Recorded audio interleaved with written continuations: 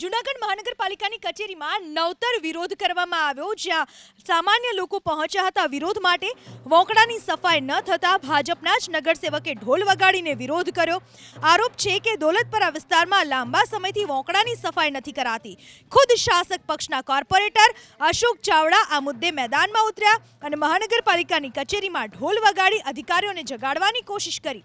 Corporator Ashok ચાવડાનું કહેવું છે કે વોંકડાની સફાઈ ન કરાતા દર ચોમાસામાં પાણી ભરાઈ જાય છે। તેમણે આરોપ લગાવ્યો કે જવાબદાર અધિકારી જિગ્નેશ ડોડિયા અને અનિલ ગાગિયા અમારા ફોન પણ નથી ઉપાડતા।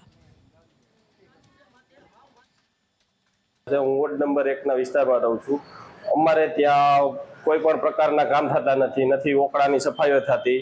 અને બીજું તો એ કે પ્રજાના તો ફોન તો ઠીક, અમારા જે હોદ્દેદારો છે જે અહીંથી ચૂંટાઈને મોકલા વોર્ડ 1 માંથી એના પણ અહીંયા કોલ રિસીવ કરવામાં આવતા નથી। એટલે આજે અમે વોર્ડ નંબર 1 માંથી અહીંયા બધાય સાહેબને હારતોરા કરવા આવ્યા, ઢોલ વગાડીને એનું સ્વાગત કરાવ્યા કે અમારા વોર્ડ તરફ જોવો તમે। અમારે ત્યાં 3 વોંકડા આવેલ છે, એ દર વર્ષે ભરાઈ જાય છે અને દર વર્ષે નોર્મલ સાફ થઈ જાય અને બીજું કંઈ થતું નથી। અમે રજૂઆત કરી આજે વ્યવસ્થિત રીતે અને ઢોલ વગાડ્યા, ફુલાર પહેરાવ્યા ડોડિયાભાઈને અને વહેલી તકે સાફ થાય એવી અમારી અપેક્ષા છે।